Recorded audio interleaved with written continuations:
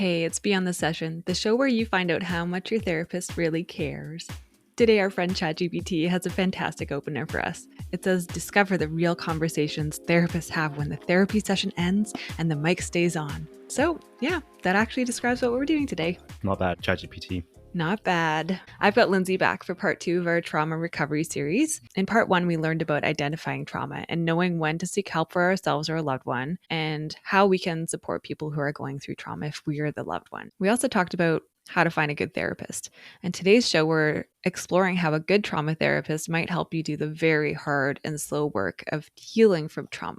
We'll unpack some trauma modalities that your therapist might try and what that might actually look like in sessions for you. So I think for me, the biggest word that comes to mind is trust. And how do you, as a therapist, foster an environment where the client feels safe to trust you with their life post-trauma? I'm trying to think about this because I feel like it just happens, right? So I'm sure there's processes behind it. Well, I mean, in our first session, we're literally just sitting across a stranger. So many nonverbal cues are happening. So that's why we do emphasize that you have to find a therapist you just like and trust, because some people don't like my face or voice or mannerism because of their experiences with someone maybe similar to me or something. And so the guard's up very quickly from that.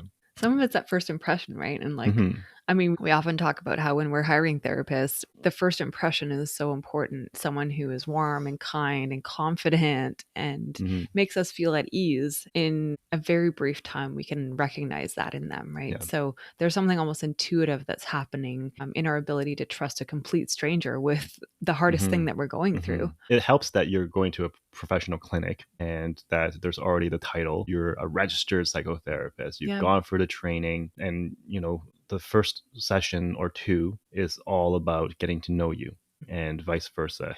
When I have someone come in and I say, hey, I just want to get to know your story, like what's bringing you here, and you see that they're good at listening, they're responsive to you, and this is confidential, then that's how you build. I mean, we are bound professionally and ethically to confidentiality. Of course. So that in itself helps people to open up, right? Yeah.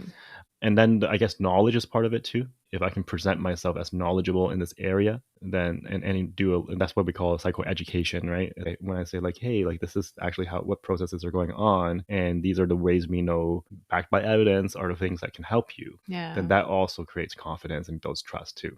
I love the way that Sarah says it. She says, if you trust that I'm here for you and you trust that you're here for you, then we can do something here. It's a very basic trust level. Like absolutely, trusting in your skill set and your education, all of that needs to happen. But at the very basic level, it's like, here's someone who cares and who's disconnected and isn't going to tell everyone what's going on. And I can trust that in pieces, at least, I can test their trustworthiness, I suppose. Yeah. And so you get, of course, all sorts of people and approaches because of that, right? Like you have, I have people who are like, boom, let's go. Right? Let's get to the meat and potatoes right away, right? Yeah. And then you have people who might tell me, 10 sessions in, so I haven't been completely honest with you. It's like, I know. I read people for a living. But, now that they have built up the trust, yeah, they're ready to talk about certain things that they weren't ready before. Right. Right. And that's completely fair. Yeah. But some people just want their money's worth right away. They know you dive in and you can get to the bottom of it, maybe. No, and I was thinking about how the trust starts to build even before a client comes into session. We've talked about this before. Even when you're browsing therapists, right? There's something about someone's profile that connects with you. Maybe you hear a little bit of their story or their expertise is interesting, a modality they like to use. In some way that's like grabbing your attention. Maybe you can already tell from their photo that it's someone that you could trust, or you've watched a video, or maybe you listened to a podcast and heard them talk for a half hour or 4 hours if you're binging them. And it's just a chance to gain more knowledge before you kind of trust somebody. It's kind of funny when clients who have built the trust with you, then they would say things like, okay, Mr. Lindsay, like you are not going anywhere. Because it takes that energy to build the trust, establish the trust. And and the confidence in the person. And that's why therapists get more and more busy over time, especially if they're good, is that they have all these returning clients who maybe even doesn't necessarily need intensive care anymore, but wants to have that person that they can come back to when needed. Yeah, absolutely. So for clients coming in who are maybe dealing with a trauma that's quite fresh, what are some ways that they can manage overwhelming emotions without shutting down or avoiding them? Do you have any advice on that? Yeah, I mean, I think the first thing I would get into is we're not going to probably jump into the event itself right away. That's because we have to build the relationship, right? We Exactly. have to build the trust there. And then we have to build the skills to manage emotional regulation. So, as a foundation, that's usually where we begin. Sometimes in the first session, sometimes in the second session. When someone comes in with a trauma that's really fresh, we don't jump straight into it, but we have to begin with the self-regulating techniques. So we would do a whole slew of relaxation techniques together so that they can pick and choose the ones that work best for them and start practicing it and getting a foundation for that before we would jump into any narratives. I mean, again, it comes down to the readiness of people, obviously. Some people are like, oh, yeah, I need to talk about this. And Yeah.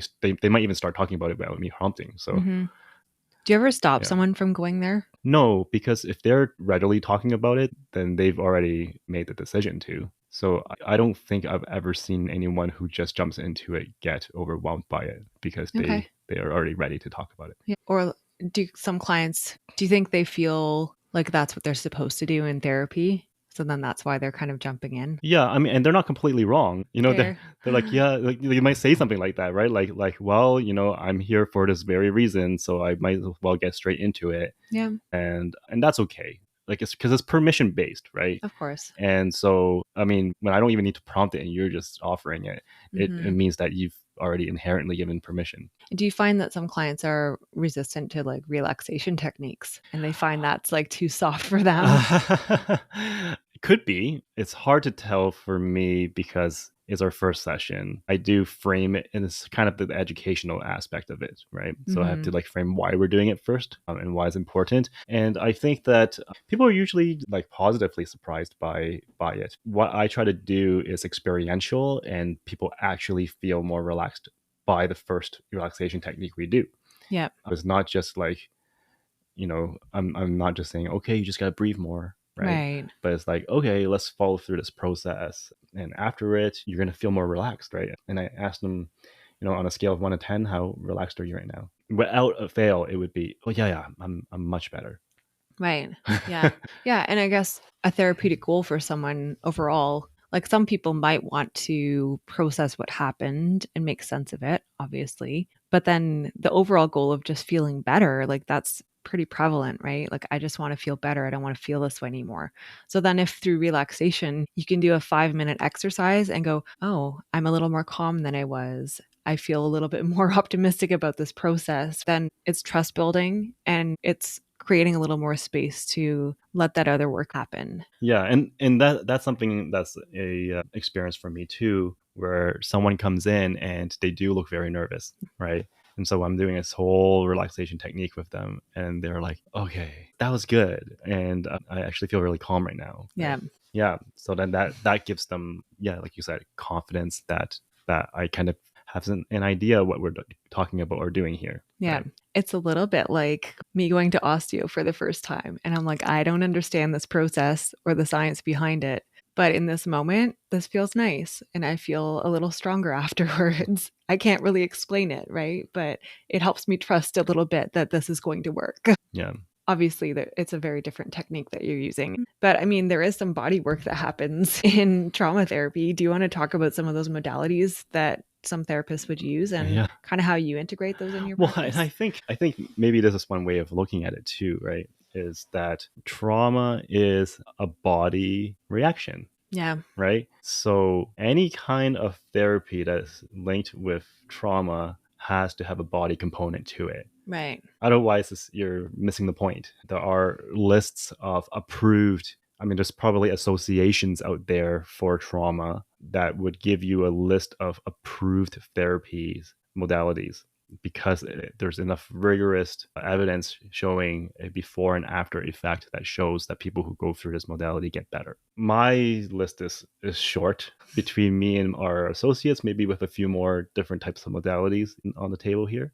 But what I found so far from my different trainings for treating trauma is that the underlying mechanisms are actually very similar. You mean between the different modalities? Yeah. Yeah. Tell me some of the different modalities and what their basic premise is. I think so. Some of the ones that come to my mind right away: cognitive processing therapy. Okay, I know one of our therapists is trained in that. There is EMDR. Okay, so that's very linked to trauma specifically. What's EMDR? Eye movement desensitization something.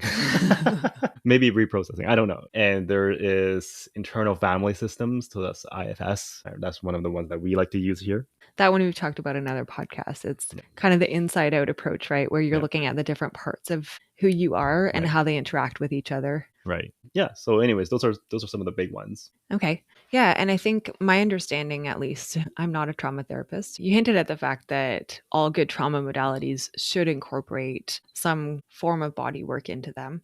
Body work just meaning I'm looking at my physical body, my physical state in some way and addressing the trauma in that direction. Examples of modalities that use more body work would be like somatic experiencing. So that's Peter Levine stuff.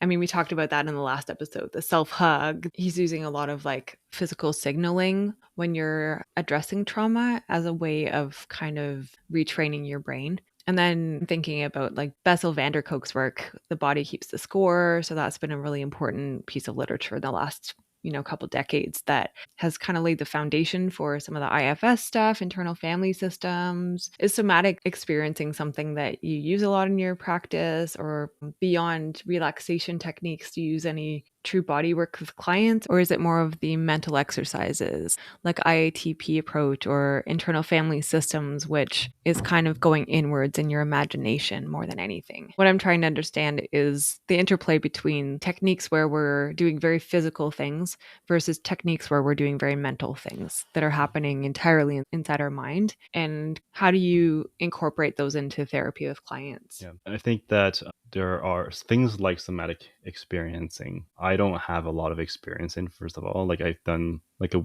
weekend training for it. And to me, at least from an outsider point of view, it almost looks like voodoo magic, right?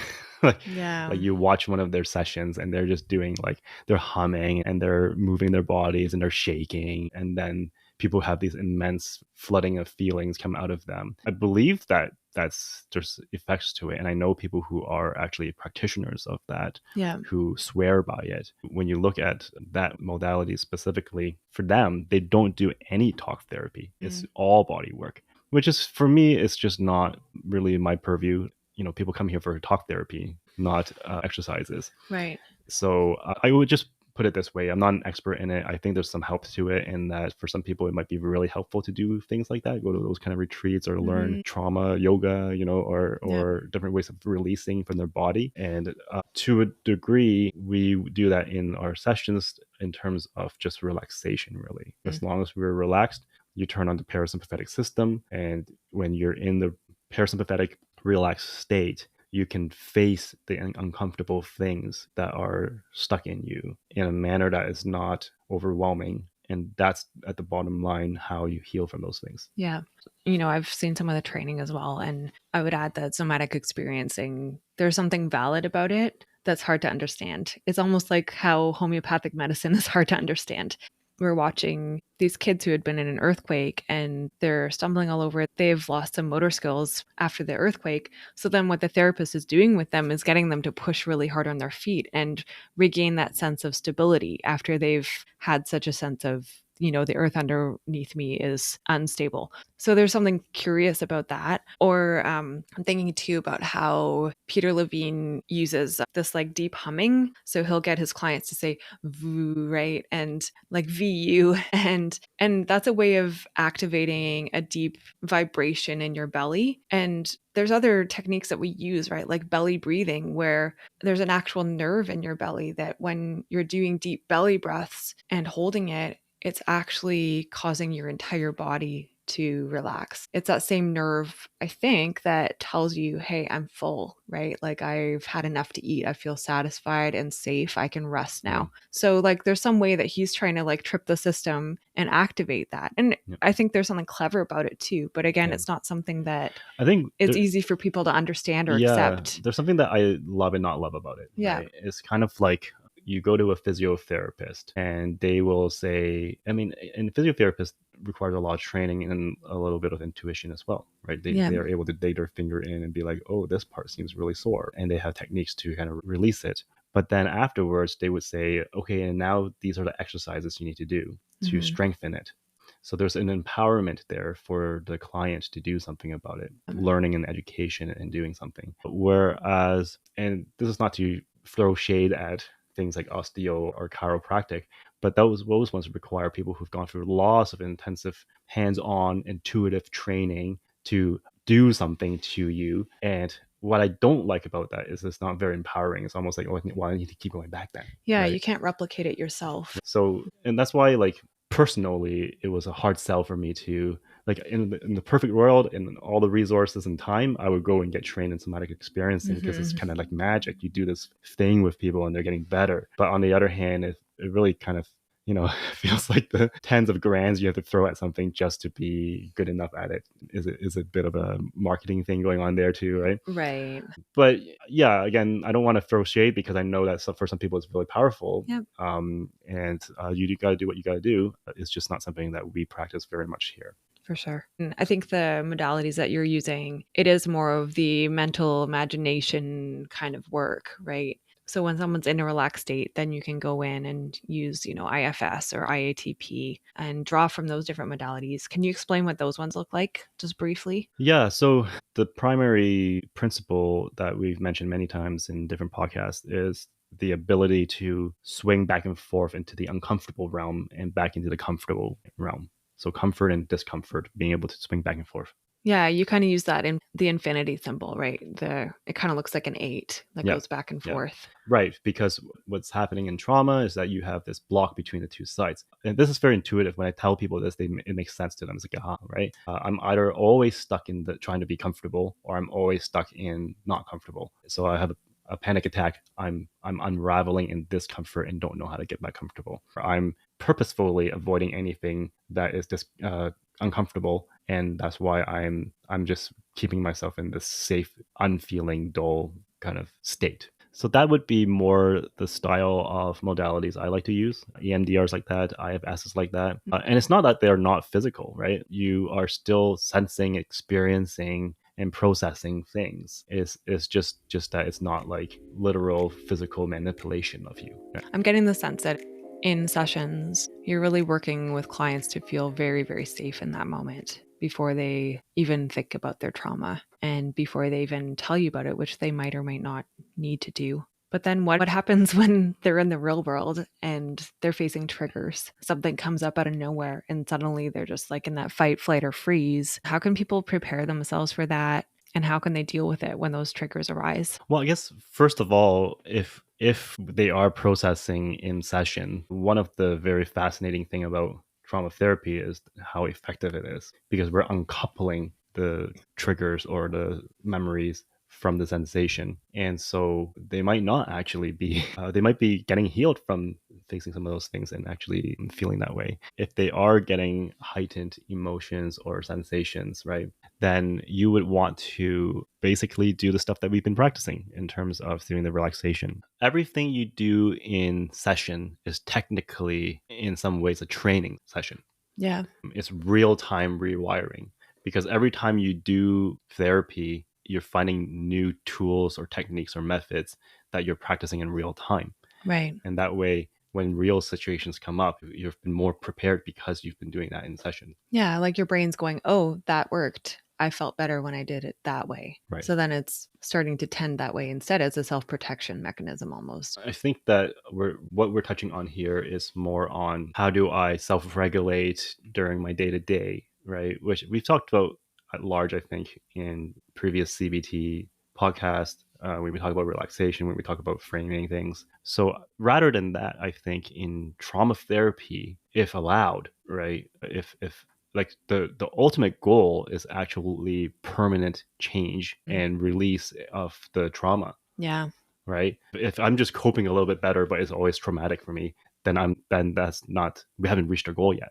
Yeah. I mean, we've talked about the filing system in our brain before and how in trauma, that thing that happened has not been filed yet. It's just stuck at the front. And that's why you're still seeing it over and over again. So then tell me what that looks like. Like, can people actually successfully find a spot in their brain and go, okay, I've dealt with that, or that makes sense, or I can put that thing to rest? Like, does that happen to clients? I had a client once who went through something very scary. And so all of the symptoms of PTSD were there, right? Yeah. They're avoiding the topic, they're avoiding the street. They can't even look in that, direction because it was the scary moment that was life-threatening, right? And so all sorts of symptoms were coming out, obsessiveness, compulsion, anxiety, anger, flashbacks, nightmares. So it was the, textbook diagnosable PTSD, right? We actually had to go through more than one modality. We went through one, it was more of a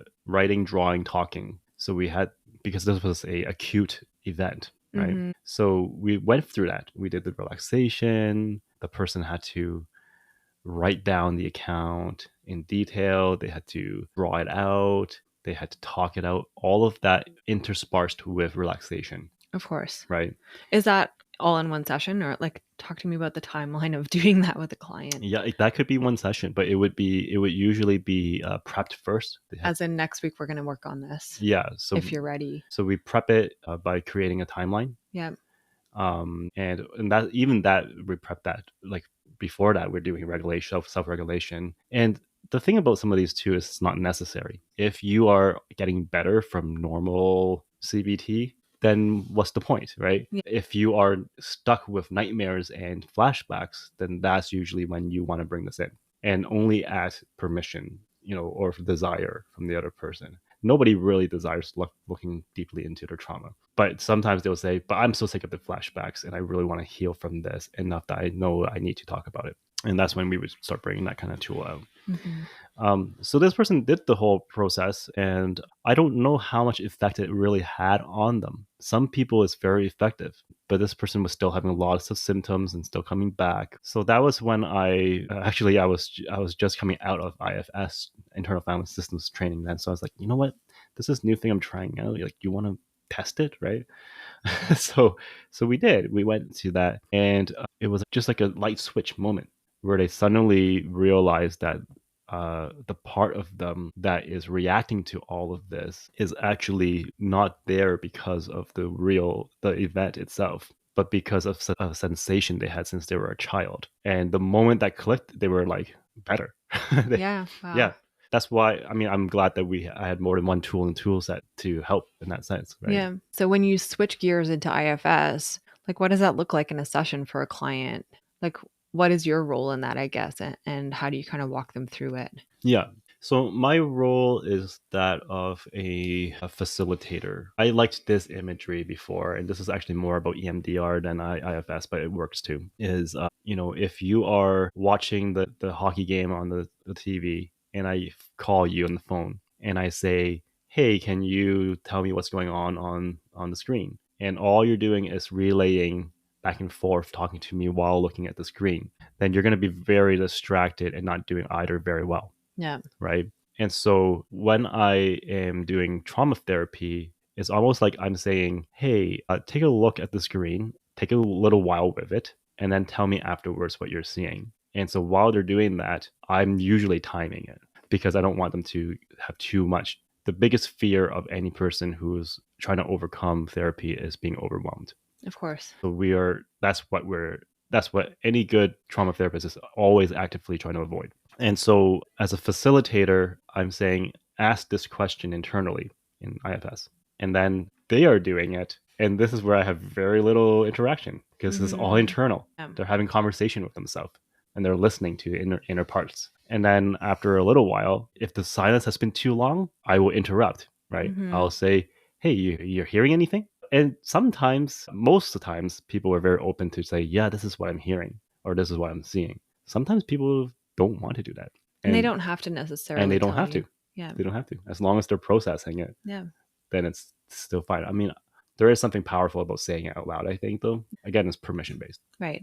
Because then you can ask follow-up questions too. Like, okay, you're seeing that part. What is that part saying to you? Do you think Right. you could ask that part to step to the side so that you can access the vulnerable, hurting side of you, right? Yeah. That part of Yeah. you. Yeah. So, speaking specifically to internal family systems, it is a very weird concept Yeah. to most people at first. Yeah. Right. So, I just simplify it by saying we have lots of parts within us. Sometimes we have a part that feels this way and another part that's mad that I feel this way. So, that's kind of easy to understand. Most people are like, oh, yeah, I have that internal conflict sometimes. Yeah. Yeah. And so there are three major parts: the parts that are protective, Mhm. that want to avoid pain; parts that want to that are reacting to pain; and then we have the parts that are the younger parts of ourselves that are holding on to wounds from the past. And those are the parts that usually are not addressed. And that's what IFS is trying to face in a safe environment. Right. Right. And so I would just explain a little bit of that to people and say, like, it's kind of like a kid takes up a dinosaur and a knight doll and they're fighting each other and they're going through the story. What's happening partly is that this child is actually doing some form of IFS. A Yeah. part of myself is speaking to another part of me. So we're just allowing a little bit of that to happen in you, and I'm just going to guide you through that. And a lot of times people are very surprised by it Yeah. because it's like immediately it's like, I didn't know that was that part of me in there. And there, it actually, I'm having a conversation right now. This is weird. Yeah. Or even that part that I thought was helping me by being stoic or by being defensive, that part was actually hindering me because it was standing in front of the part that was really hurting and I couldn't see that pain. So now, once I ask that part to step to the side and give me time to talk to the hurting part of me, then maybe I can offer some self-compassion, right? Self-compassion is a huge one in IFS. Yeah. Yeah. In IFS, you're trying to help the client to, on their own, be able to access the parts of them that are compassionate and calm and recognize that, at your best, this is actually who you are. Whenever you're very heightened, or that's actually a part of you, and the core self, the compassionate, calm self, needs to be able to lead instead. And so you're helping them to identify how to get into that state, and then how to meet that state with the uncomfortable part and listen to it, but then not be controlled by it or have it stick too close. So a little bit of visualization, I think, is going on here. Which some people find hard. Yeah, some people find hard, and some people are very surprised by it. So it's just like one of the questions I ask is like, hey, does this part feel very close to you? Like it's clinging very tightly to you? And they're like, yeah, it's like it is me, right? I'm like, okay, I just want you to imagine for a minute that it's a part of you and not the real you. And I want you to imagine it taking 2 steps back from you so that you can have a conversation with it instead of having it speak for you. Yeah. And then the moment they do that, they're like, I'm like, do you feel any different? They're like, yeah, a little bit calmer. Yeah. Right. That's huge. So it's skill set. The comment I got, I think the last time I did this was, I didn't know that I needed this or that I could do this. Yeah, that's awesome. I love it. I love the concept of post-traumatic growth, right? So how some individuals grow stronger after healing from trauma, which I think when we're in a trauma, facing a trauma, dealing with it, we don't always feel like we can get past it. We feel very stuck. And because of the cyclical nature of recurring thoughts and recurring dreams, right? It's like we're on a hamster wheel. But I just love the part where we're not bound by our circumstances and we're not bound by our past. Our minds are malleable and flexible. And there's really good methods out there to help us grow and to heal and to feel healthy again and move forward, right? And I think that's just like the very hopeful part of trauma recovery. Yeah, I think that, the saying, what doesn't kill you makes you stronger. Yeah. And some people are like, no, I actually feel very terrible. Yeah. Right? Like this thing didn't kill me and it made me worse, right? And, but yet, usually when there's depth to somebody, it comes out of tragedy and suffering. Right? It's like they've lived a little bit. They understand, right? They've become wiser. And I think that's what post-trauma, when you're able to heal from it, that's what you kind of get. You become wiser. Yeah. Right? Because you understand reality of the world a little bit better than someone who's never suffered before. And if you're able to learn deep self-compassion, then that makes it easier for you to be compassionate to other people as well. Absolutely. Yeah.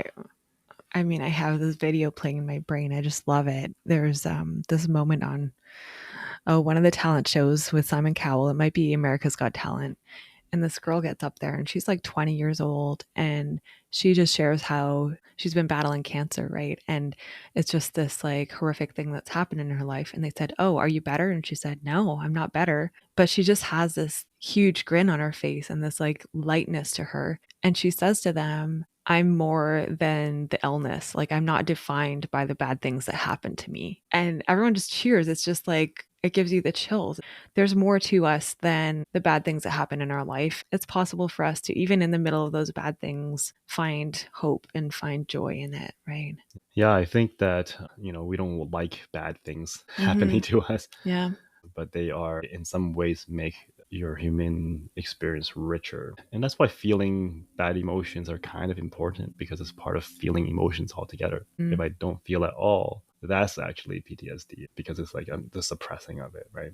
Sometimes it's not a great realization when people are going back in, maybe IFS or EMDR, and they're like, gosh, that really did suck. It's like, but maybe acknowledging that is important, because pretending that it wasn't like that wasn't healing. It wasn't moving forward. I mean, I can think of things that have happened in our life, right? Where scenarios where you're like, I wish that never happened and that I didn't have to go through this. But then by going through it, there's just so much more compassion, like you said, for other people that are going through that too. And it just like deepens your perspective on life. For some people, I think it could make them really cynical, but for others, it can give them such a drive and determination. Like, we have friends that have gone through severe chronic illness, and because of their experience, now they want to advocate, now they want to help other people who are going through it too. It can in some sense make you a more caring person and kind of set a little fire for you to go out and be a